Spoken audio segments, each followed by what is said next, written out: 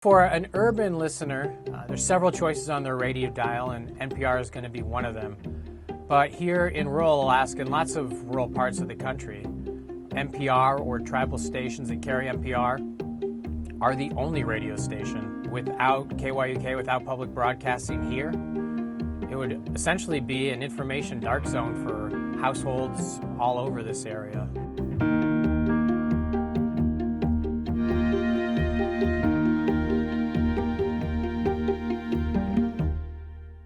Right now in Washington, D.C., there's a bill that would eliminate funding for the Corporation for Public Broadcasting. The CPB receives about $450 million a year from the government and then distributes it to PBS, NPR, and hundreds of local TV and radio stations. On top of that, we've got a president who's put out a budget that also calls for the elimination of public broadcasting. Can we really continue to ask a coal miner in West Virginia or a single mom in Detroit to pay for these programs? The answer was no. We can ask them to pay for defense, and we will, but we can't ask them to continue to pay for the Corporation for Public Broadcasting. We do have internet, but a lot of the times the speeds are slow. We're looking at some of the highest rates in the nation, so not everyone can afford it.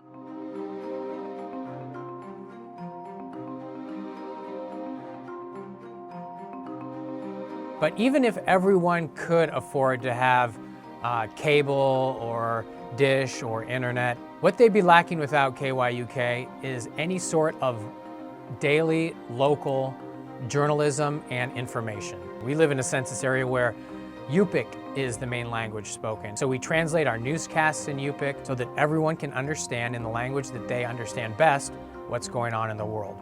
Jumkan Jikani Governor Bilwa Karam Nathaniel Petersak Chuchuk Lishomam Drilmi Superior Court Jaus Klugu Wakram Daman. Threats to government funding of public media, it's nothing new.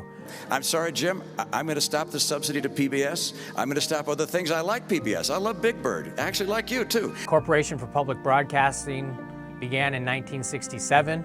By 1969, Mr. Rogers was already before the U.S. Senate testifying for them to not cut funding. The Corporation for Public Broadcasting provides about 60% of our funding.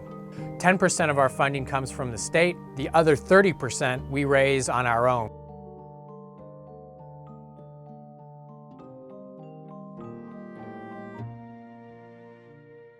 As a small station operating in an area that's economically impoverished, the economy is not strong, government funding is vital. If federal funding were cut for the Corporation for Public Broadcasting, there'd be information blackouts in parts of the United States because we simply couldn't serve all of the areas that we serve now, and other stations would be in the same boat. I tell everyone that I come across, and I would tell every politician, senator, congressperson, the same thing, that without a fully informed electorate, we're not a strong democracy.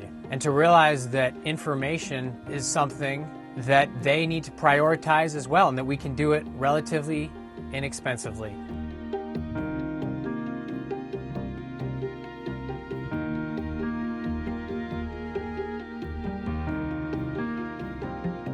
A zero funding from the Corporation for Public Broadcasting would be devastating for rural Alaska. Absolutely devastating.